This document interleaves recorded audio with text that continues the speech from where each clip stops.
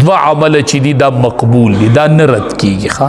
دو عمل دا نه رد کیږي ښه، دا قبول دي. یو د ختم نبوت کار چې څوک کوي، ختم نبوت چې نبی علیہ السلام اخیری پیغمبر دی، په دې عقیده کار کوي، دا مقبول عمل دی، دا نه رد کیږي ښه، دا نه رد کیږي. او یو درود شریف چې څوک وي دا الله نه رد کوي ښه. دا دوه عملونه مقبول عملونه دي، دا الله نه رد کوي، دا الله نه رد کوي.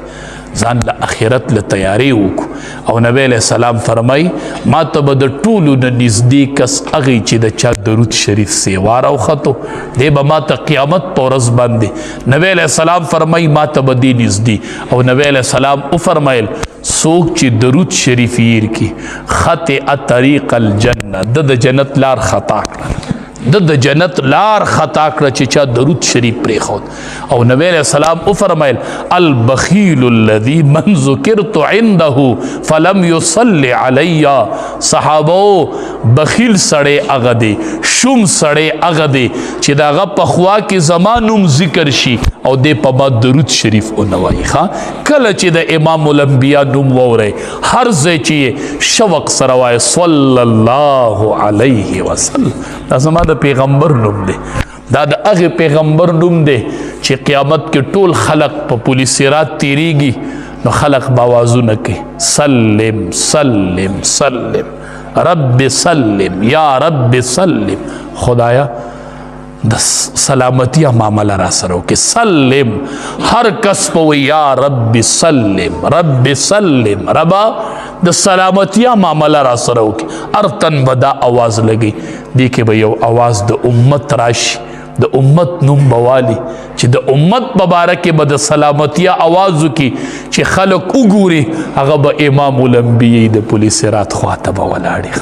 په مونږ ډیر په امت ډیر مشفق پیغمبر نبی کریم صلی الله علیه وسلم کوشش وکړو خپل سیرت صورت دا به د امام الانبیاء په طریقه جوړو که خیری ښه چې د نبی علیہ السلام څنګه شکل و، د نبی علیہ السلام څنګه سیرت و، څنګه صورت و، کوشش وکړو هغه شان به ځان جوړو.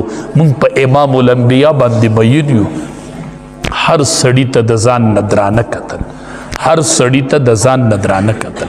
تاسو به یو نوم اورېدلی حسین احمد مدني رحمت الله علیه، دته به شیخ العرب والعجم وي ښه.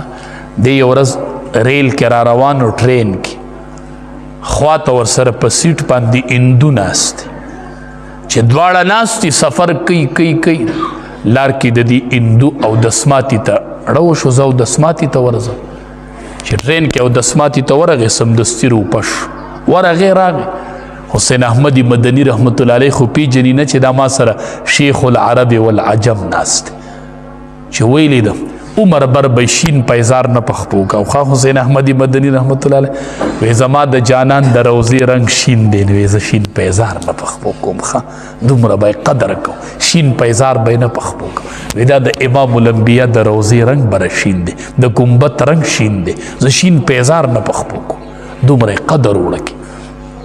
هغه هندو ورغې زر روپش دی ورته ولې وی بس هغه واشروم چې دی ګنده دی د اودسماتي مناسب نه.